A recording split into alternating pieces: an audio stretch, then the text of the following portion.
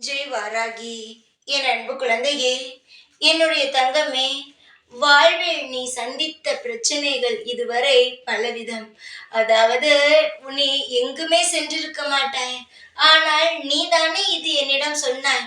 உன்னால் தான் இந்த பிரச்சனை என்று தேவையில்லாமல் உன்னுடைய வாழ்வில் அதிகமான பிரச்சனைகள் சம்பந்தமே இல்லாமல் வந்திருக்கிறது.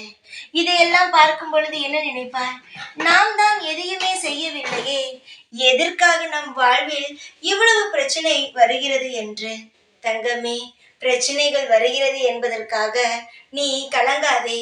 உன் வாழ்வில் நீ பல விஷயங்களை சந்தித்து இப்பொழுதுதான் யார் யார் எப்படி என்று தெரிந்து கொண்டாய். சில பேர் அவர்கள் மீது தப்பு வரக்கூடாது என்பதற்காக அவர்கள் பக்கத்தில் பேசாமல் நின்றால் கூட அதை உன் மீது திருப்பி விட்டு விடுவார்கள். அப்படி இருக்கும் நபர்களை எப்படி நீ புரிந்து கொள்வாய்? அவர்களுடைய சுயரூபத்தை காட்டும் பொழுதுதானே அதான் காட்டிவிட்டார்கள். இனியாவது புரிந்து கொள்ளலாமே. உன் வாழ்வில் எது தெரியுமா தவறு? ஒருவருடைய பழக்க வழக்கங்கள் தெரியாமல் பழகுவது தவறல்ல.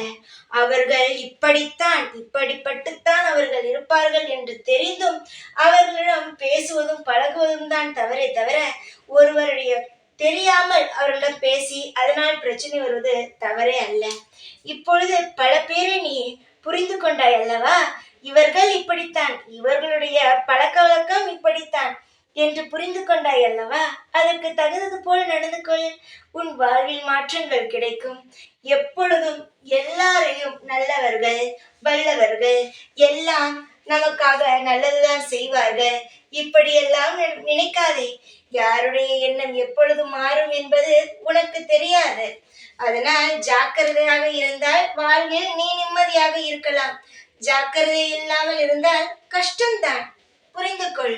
மனிதர்களுடைய குணத்தை புரிந்து கொள்ள முடியாது. ஆனால் யார் எப்படி என்பதை ஒரு முறை நீ தெரிந்து கொண்டால் அடுத்த முறை அவருடன் பழகாமல் இருக்கலாம். உன்னுடைய வாழ்வில் நான் ஒவ்வொன்றும் சொல்கிறேன் என்றால் அது உன் நல்லதுக்காக மட்டும்தான். புரிந்து கொள். சந்தோஷமாக இரு. எந்த பிரச்சனையிலும் மாட்டாதே. உனக்காக நான் எப்பொழுதும் இருப்பேன். ஜெய் வாராகி.